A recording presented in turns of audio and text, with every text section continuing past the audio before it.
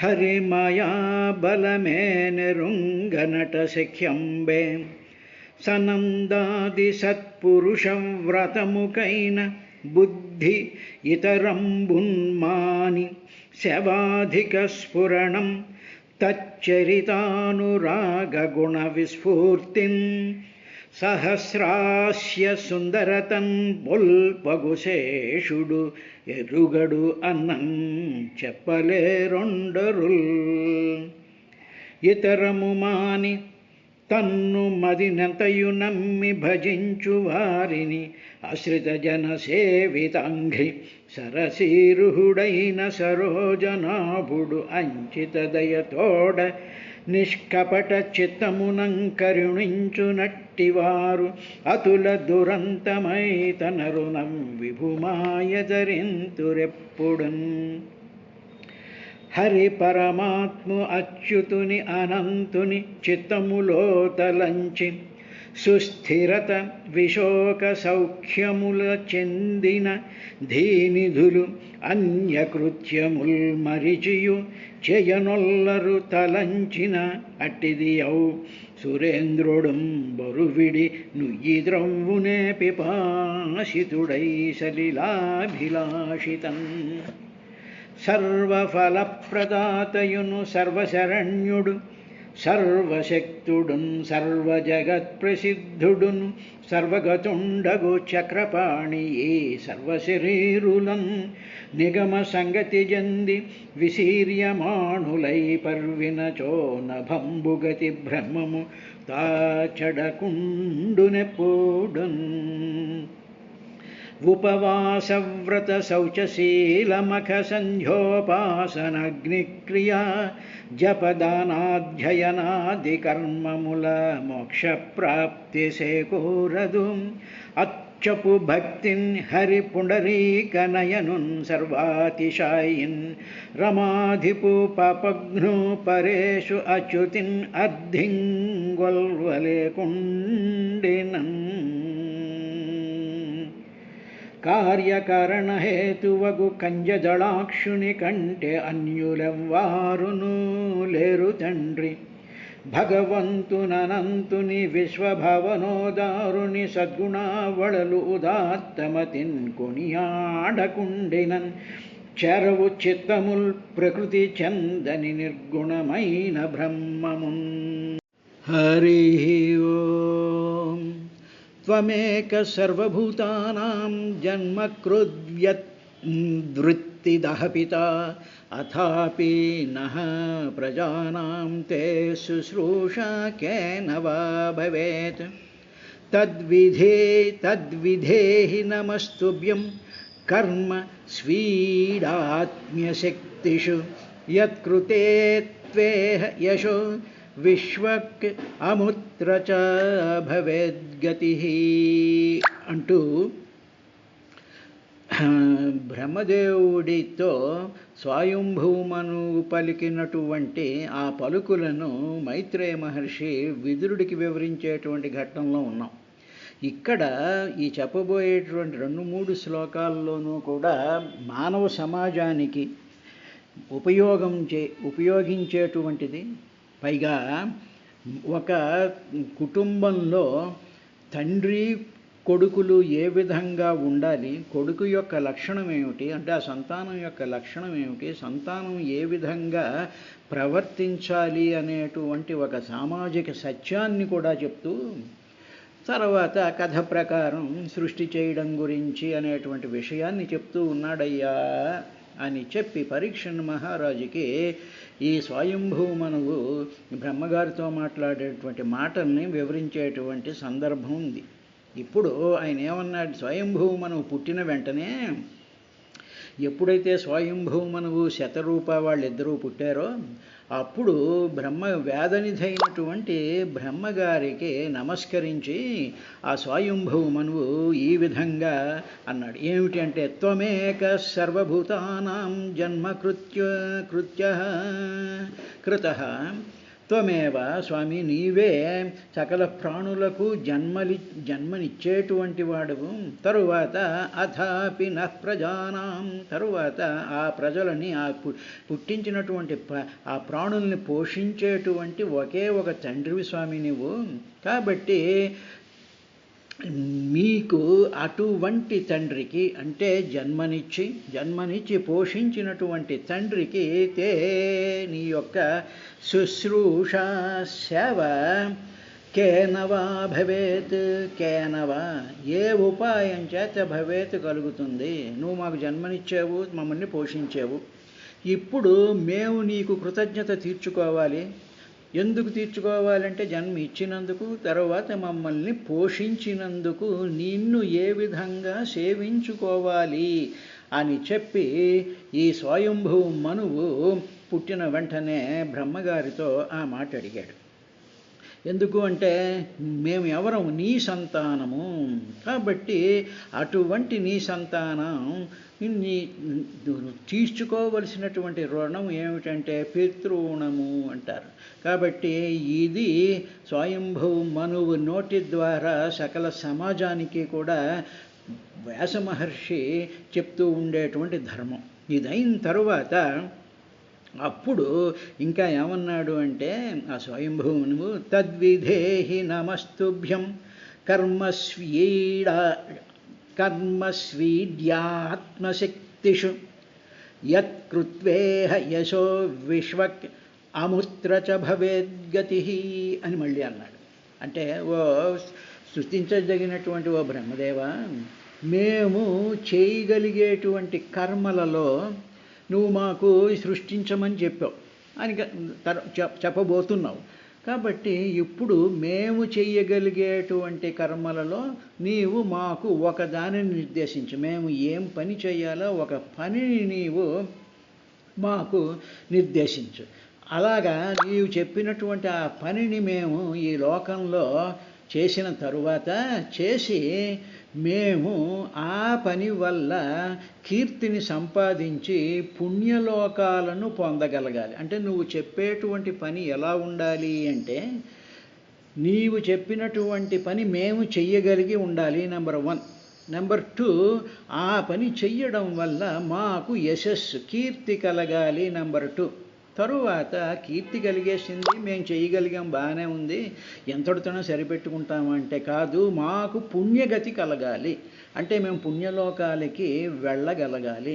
కాబట్టి అటువంటి కర్మను నిర్ణయించి స్వామి చెప్పు అని చెప్పి స్వయంభూ మనువు బ్రహ్మగారికి ఆయన నమస్కారం చేశాడు. తద్విధేహి నమస్తుభ్యం, స్వామి నీకు నమస్కారం చేస్తున్నాము, నువ్వు మాకు ఏం చెప్పాలి? నమః నమస్కారం చేసిన తర్వాత నీవు ఏం చెప్పాలంటే ఆత్మశక్తిషు, నెంబర్ 1, మాకు గల శక్తి ప్రకారము మాకు ఎంత శక్తి ఉందో అంత శక్తిని మేము ఉపయోగించగలము. అంతేగాని లేనిపోయినటువంటి నానా రకాలైనటువంటి చెయ్యలేనటువంటి పనులు నెత్తి మీద పెట్టుకుని నానా ఇబ్బందులు పడిపోతూ గోలగోల కింద చేసేటువంటిది కాదు. ఆత్మశక్తిషు, మేము ఎంత చెయ్యగలమో మా శక్తి ఏమిటో నీకు తెలుసు. కాబట్టి ఆ శక్తి అనుసారము, అందుకనే మన సంకల్పాల్లో వాటి కూడా యథాశక్తి అంటారు. కాబట్టి యథాశక్తి అనేటువంటిది చాలా ఇంపార్టెంట్ పార్ట్. యథాశక్తి ఆత్మశక్తి, మాకు శక్తి గల మేము చెయ్యగలిగినటువంటి కర్మలయందు మేమేవైతే చేయగలమో ఆ కర్మలయందు ఆ కర్మనే తద్విధేహి దానిని విధించు మాకు. అలాగా మా శక్తి ఏమిటో నీకు తెలుసు, ఆ కర్మ మేము చేయగలము అనేటువంటి నమ్మకం నీకుంది. అప్పుడు ఈ రెండిటినీ నువ్వు నిర్ణయించిన తరువాత అప్పుడు అది కూడా ఎలా ఉండాలి అంటే నువ్వు మాకు విధించేటువంటి కర్మ యత్ దేనినైతే మేము చేస్తామో యత్ కృతః ఏదైతే మేము కృత్వా చేస్తామో అది ఇహ తే యత్కృత్వేహ ఇహ ఈ లోకంలో యశ అంటే కీర్తి కలగాలి మేము చేసినటువంటి ఆ పని వల్ల. తరువాత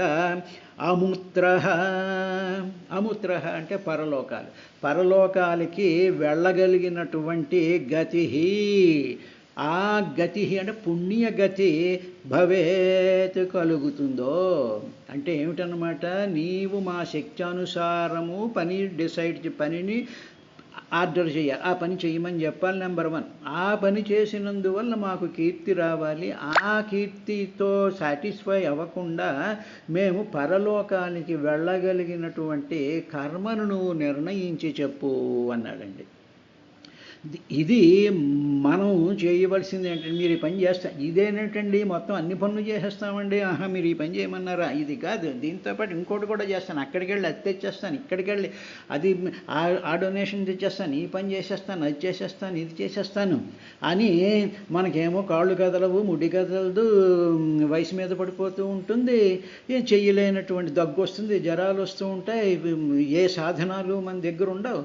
ఇలాంటివన్నీ ఇటువంటి ఆ నిస్సహాయ స్థితిలో, దీనావస్థలో, చేతకానటువంటి స్థితిలో ఉండి లేనిపోని పనులు ఒప్పుకోవడం అనేటువంటిది చెయ్యకూడదు అని చెప్పి భాగవతం నిర్ద్వందంగా చెప్తోంది. అందువల్ల ఆయన అన్నాడు తద్విధేహి, దానినే విధేహి మాకు నిర్దేశించు, చెప్పు ఏమిటది, కర్మ, ఆ కర్మని అది ఎలా ఉండాలి, ఆత్మశక్తిషు మేము చెయ్యగలిగి ఉండాలి, మా కెపాసిటీని బట్టి ఉండాలి అని చెప్తూ, ఆ చేసిన పని వల్ల మాకు కీర్తి కలగాలి, దానివల్ల పుణ్యగతులు కలగాలి అని స్వయంభూ మనువు అన్నాడు అనేటువంటి ఆ విషయాన్ని చెప్పిన తరువాత అప్పుడు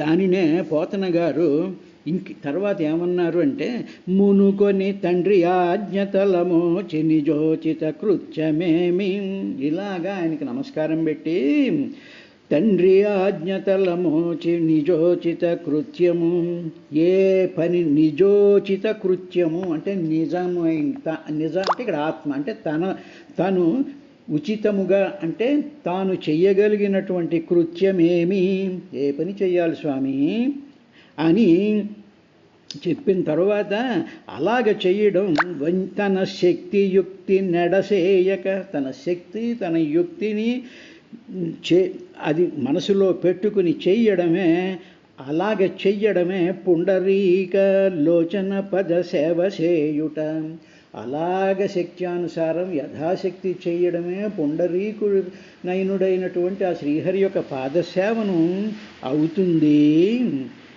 అని ఆ స్వయంభూ మనువు బ్రహ్మగారితో అన్నాడయ్యా. అప్పుడు బ్రహ్మగారు ఈ విధంగా అన్నారు తన కుమారుడితో, ప్రీతస్తుభ్యమహం తాత స్వస్తి తత్వాద్వాం క్షితీశ్వర యః నిర్వ్యలీకేన హృదా శాధిమేత్యాత్మనార్పితం. ఓ తాత అంటే ఓ వత్స, నేను నీకు ప్రసన్నున్నయ్యాను, నువ్వు ఎలా మాట్లాడాలో అలాగే మాట్లాడేవు. అంటే నువ్వేం మాట్లాడేవు అంటే, స్వామి తండ్రిగా మమ్మల్ని పుట్టించావు, మమ్మల్ని పోషించావు కాబట్టి నిన్ను మేము ఏ విధంగా సేవించుకోవాలి అని చెప్పి అడిగావు. తర్వాత నీవు స్వామి నా శక్తి యథాశక్తికి నాకు మేమేం పని చేయాలో ఆ పనిని చెప్పు, అది యశకరంగా ఉండాలి, తర్వాత పుణ్యగతులు లభించేటువంటి విధంగా ఉండాలి అని చెప్పిన తరువాత బ్రహ్మగారు ఆ స్వయంభూ మను మాటలు విని చాలా ఆనందించి, చాలా ప్రసన్నున్నయ్యానయ్యా స్వయంభూ, ఎందుకంటే నీవు నన్ను ఇప్పుడు అడిగావు కదా, నాకు పని చెప్పు, ఆ పనిని నేను నిర్వర్తిస్తాను అని అన్నావే, ఆ మాట నువ్వు అన్న ఆ మాట నిష్కపటమగు హృదయంతో స్వయంగాను నిష్కపటం అన్నమాట, ఏమాత్రం కపటం లేనటువంటి హృదయంతో నాకు పని చెప్పు, నన్ను శాసించు అని నువ్వు అన్నావు నాతో. తరువాత అలా అండమే కాదు, నా వద్ద నీవు నీ ఆత్మను సమర్పణ చేసేసుకున్నావు, నీవు నన్నే శరణు పొంది ఆత్మసమర్పణ చేసుకున్నావు. కాబట్టి ఓ స్వయంభువు, మీ ఇద్దరికీ కూడా మంగళమగుగాక అన్నాడండి. అంటే ఏమిటన్నమాట, మనం వెళ్తాం, వెళ్ళేటప్పటికి మనం ఏదో ఆఫీసర్ ఉంటాడు, లేకపోతే ఇంకోడెవడో ఉంటాడు, వాడి దగ్గరికి వెళ్ళి ఈ పని చేసేస్తామండి, మాకేం పర్వాలేదుగో, మాకు కార్లు ఉన్నాయి, మనుషులు ఉన్నారు, వాళ్ళు ఉన్నారు, వీళ్ళు ఉన్నారు, మేము చేసి పారేసేస్తాం, మీరేం వర్రీ అవ్వకండి, మీకు అది చేసేస్తాం, ఇది చేసేస్తాము అనేసి బయటకు వచ్చేసేసి ఇగో ఇలాంటి పనులే చెప్తాడు, ఇవన్నీ లేని పనులన్నీ నెత్తి మీద పెట్టేస్తాడు, చేస్తున్నాం కదా అని చెప్పి బయటకు వచ్చి కపటంగా వేరే మాటలు మాట్లాడుతూ ఉండేటువంటి లక్షణాలు మన ఆఫీసుల్లోనూ అన్ని ప్లేసెస్లోనూ మనం చూస్తూ ఉంటాం. ఎందుకంటే మనకి ఇష్టం ఉండదు, లోపల ఒకటి పైకి ఒకటి. కాబట్టి ఈ కపట భావంతో నువ్వు అనలేదు అని బ్రహ్మగారు భగవంతుడు కాబట్టి భగిస్తాడు. మనలోనే ఆ భగవంతుడు ఉన్నాడు కాబట్టి మన లోపల ఒకటి పైకి ఒకటి మాట్లాడుతున్నాము అనేటువంటి విషయం మనకి లోపల ఉండేటువంటి భగవంతుడు మనకు స్ఫురింపజేస్తూనే ఉంటాడు. దానినే మనం ఆత్మవంచన అంటాం. అటువంటి ఆత్మవంచన లేకుండా నీవు నిష్కపటమైనటువంటి హృదయంతో అన్నావు స్వయంభువు. ఏమనన్నావంటే యు ఆర్డర్ మీ అని అన్నావు. తర్వాత ఆత్మసమర్పణ కూడా చేసుకున్నావు కాబట్టి మీ దంపతులిద్దరికీ కూడా మంగళాలు కలుగుగాక అని బ్రహ్మదేవుడు అన్నాడయ్యా అని చెప్పి విదురుడుకి మైత్రేయ మహర్షి చెప్పినట్లు పరీక్షణ్ మహారాజుకి సుఖ మహర్షికి చెప్పాడయ్యా అని చెప్పి నైమిషారణ్యంలో సూత మహర్షి సౌనికాది మహర్షులకి వివరిస్తూ ఉన్నాడు. ప్రీతస్తు అహం నేను ప్రీతస్తు ప్రీతి పొందానయ్యా, సంతోషించాను నేను. స్వస్తి మీ ఇద్దరికీ కూడా మంగళం కలుగుగాక. ద్వాం అంటే మీ ఇద్దరికీ కలుగుగాక. కలుగుతుంది మీకు. ఎందుకంటే నిర్వ్యలీకేన, నీవు నిర్వ్యలీకం అంటే మాయ లేకుండా, లోపలొకటి బయటకొకటి లేకుండా, నిర్వ్యలీకేన అంటే నిష్కపటంగా, అటువంటి హృదయంతో ఇంచుక మాయలేకమది నన్నడువాయని భక్తితోడవర్తించుచునెవ్వడేని హరి దివ్య పదార సుగంధమునశ్రయించు అని చెప్పారు కదండి. ఇంచుక మాయలేక మదిన నడువాయని భక్తితోడ, అలాగ ఉండాలి. దాన్నే నిర్వ్యలీకము అంటారు. నిష్కపట నిర్వ్యలీకేన నీవు ఏమన్నావుంటే శాధి, ఓ తండ్రి శాధి అంటే ఆజ్ఞాపించు అని. ఇది ఆత్మార్పితం, ఆత్మనా స్వయంగా అర్పితం, నీవు నివేదించుకును. నీ హృదయాన్ని నిష్కపటంగా నా ముందు ఆవిష్కరించి మేము ఏమి పనులు చేయగలమో అవి మాత్రమే చెప్పి మాకు స్వర్గతి కలిగించేటువంటి పనులు చెప్పు తప్ప ఎందుకు పనికిరానటువంటి పనులు చెప్పకూడదు అని చెప్పి బ్రహ్మదేవుడు ఈ సందర్భంలో మనందరికీ చెప్తూ ఉండేటువంటి విశేషం. అయిన తరువాత ఇంకా అన్నాడు ఆయన, ఇంకా ఏమన్నాడు, యతావత్యాత్మా ఆత్మజైర్వీర కార్యాహ్యపచితి గురౌ శక్త్యా ప్రమత్తైర్గృహ్యేత సదరం గతమత్సరైః. ఓ వీరుడా, తండ్రి విషయంలో కొడుకులు ఎంత మాత్రం సేవను చేయవని ఇది చాలు. నువ్వు ఇది అడిగి ఏం చెయ్యమంటావు, నిన్ను ఎలా పూజించమంటావు, మా శక్తి అనుసారంగా మాకు పని చెప్పు అని నువ్వు అన్నటువంటి మాటలు.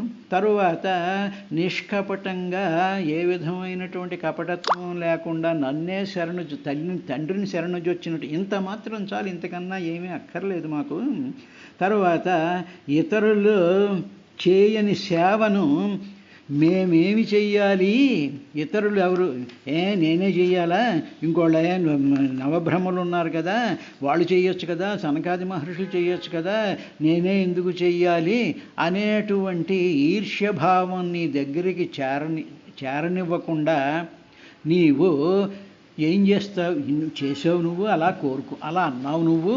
తరువాత ఇంకా ఏమన్నావంటే సావధాన చిత్తంతో, అంటే ఏ విధమైనటువంటి ప్రమత్తత లేకుండా సావధాన చిత్రంతో నేను ఎంత పని చెయ్యగలనో అంత పనిని మాత్రమే చెప్పు స్వామి అని చెప్పి నువ్వు ఆజ్ఞాపించు అని చెప్పి నువ్వు చెప్పావు కదా.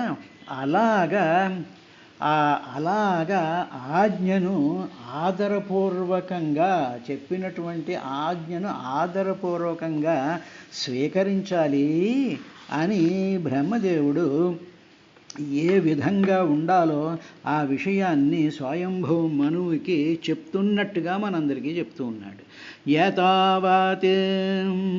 ఏతావతి ఇంత మాత్రం అపచిత, ఇదే పూజయ్య. అపచిత అంటే పూజ. ఏమిటది, ఏమిటా పూజ చేయడం అనేటువంటిది, శక్త్యాహ నీకు ఎంత శక్తి ఉందో అంత శక్తి చేత అప్రమత్తై సావధానంగా, ఏ విధమైనటువంటి ప్రమత్తత, కంగారు, ఇది అది ఏమీ లేకుండా నిర్లక్ష్యంగా నిస్సిగ్గుగా ఏదో చేసేస్తున్నట్టుగా కాకుండా అప్రమత్త సావధానం చేత, తర్వాత సాదరంగా చాలా ఆదరంతోనూ, గతమత్సర పోయినటువంటి మత్సరం లేకుండా చేసేటువంటి విధంగా అది చేస్తే చాలు, అది తల్లిదండ్రుల్ని సేవించినటువంటి ఫలం కలుగుతుందయ్యా అని చెప్పి మానవులలో పనులు చేయడానికి ఉండవలసినటువంటి లక్షణాలను భాగవతం మానవ సమాజానికి అందిస్తూ ఉంది. తరువాత రెండవది స్వయంభూ మనువు యొక్క ఆ గుణాలను కూడా ఆయన చెప్తూ ఉన్నారు. తర్వాత శక్త్యాహ అని పదం వాడుతున్నారు. మనం ఎంత చెయ్యగలమో అంత మాత్రమే. చెయ్యలేనటువంటి పనులను ఎవరి మెహర్బానీలో కోసం ఒప్పుకుని అది మిగతా వాళ్ళ మీద పెట్టేసేసి ఆ క్రెడిట్ ఏదో మనం కొట్టేయాలి అనుకునేటువంటి పద్ధతి అది కపటం అవుతుంది తప్ప నిష్కపటం అవ్వదు. తరువాత మత్సరం లేకుండా ఉండాలి. ఈ మాట ఎందుకు అన్నాడు అంటే, అటు సనకసనందాదులను అన్నారు, ప్రమథగణాన్ని సృష్టించేసేటువంటి దాంతో ఇబ్బంది పడిపోయాడు. నవబ్రహ్మలు శక్తి కలిగినటువంటి వాళ్ళైనా సరే వాళ్ళు కూడా నిర్వీర్యంగా ఉండిపోయేటువంటి సందర్భంలో ఈ స్వయంభూ మనువు వీళ్ళు పుట్టారు. కాబట్టి మీరు పని చెయ్యాలి అని బ్రహ్మదేవుడు ఇచ్చినప్పుడు మా అన్నలు పైన వాళ్ళు అందరూ ఉన్నారు, వాళ్ళెవరూ చేయకుండా ఆ రెస్పాన్సిబిలిటీ నాదేనా అని అనకుండా ఈయన స్వయంభూ మనువు అండాన్ని చూసి బ్రహ్మదేవుడు ఇలాగా ఒకళ్ళతో వంతు కాకుండా సేవ చెయ్యడం అనేటువంటిదే మంచి గతిని తీసుకెళ్తుంది అనేటువంటి విషయం ఉన్నది. అందులో మత్సరహ అనేటువంటి దానికి డెఫినేషన్ ఏమిటంటే, మత్సరో అన్యశుభద్వేషే అని ఒక డెఫినేషన్. మత్సరః అన్యః శుభద్వేషే అంటే ఏమిటి, పరుల యొక్క మేలు శుభాలు చూడలేనటువంటి తనం మత్సరం. ఉదాహరణకి మనం ఉన్నాం అనుకో, మానవులు ఉన్నాం, పక్కన వీళ్ళు వాళ్ళు అందరూ ఉంటారు, వాళ్ళందరూ శుభంగా ఉంటారు, వాళ్ళకి మేలు కలుగుతుంది అనుకోండి, వాళ్ళకి మనకి ఏమీ సంబంధం లేదు.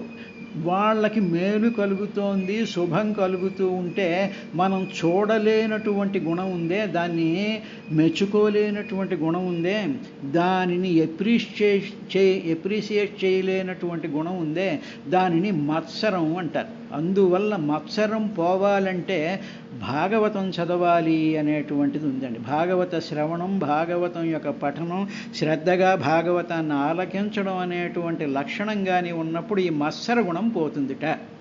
అందువల్ల అసూయ పోవడానికి రామాయణాన్ని, మత్సరం పోవడానికి భాగవతం అన్నారు పెద్దలు.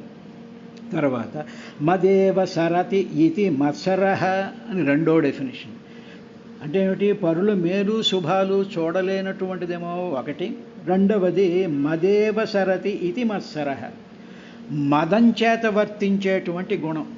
మేము అధికారం, మాకు అధికారం ఉంది, మేము ఎవరిని కేర్ చేయం, ఎవరి వైపు చూడనట్టు నటిస్తూ మేము మా ఇష్టం వచ్చినట్టు బిహేవ్ చేస్తాం అనేటువంటి ఆ పదవితో కానీ ధనంతో కానీ ఈ విధంగా మదంతో ప్రవర్తించేటువంటి గుణాన్ని మదేవ సరతి ఇది మత్సరః, దాన్ని మత్సరం అంటారయ్యా. తరువాత ఇక మూడవది ఏమిటంటే మాద్యతి పరక్లేశేన హృష్యతి ఇది మత్సరః. మాద్యతి పరక్లేశేన, పరులు పడుతూ ఉండేటువంటి క్లేశములను చూసి, పరులు పడుతూ ఉండేటువంటి కష్టాలను చూసి హృష్యతి, సంతోషించేటువంటి మదం కలిగినటువంటి గుణాన్ని మత్సరము అంటారు.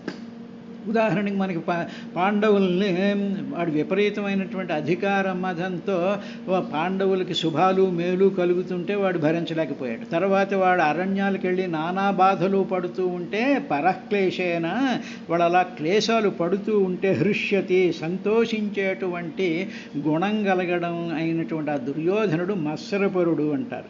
కాబట్టి పరుని దుఃఖం చేత సంతోషించేటువంటి గుణాన్ని మత్సరం అంటారు. కాబట్టి ఓ స్వయంభూ, నీవు మత్సర గుణం లేకుండా సావధానంతో ఆదరంతో నాకు సేవ చెయ్యాలి అనేటువంటి భావంతో నీవు ఇది కోరావు కాబట్టి నీకు సద్గతి కలుగుతుంది అన్నాడు. రేపటి కార్యక్రమంలో మరో విశేషంతో వస్తాను.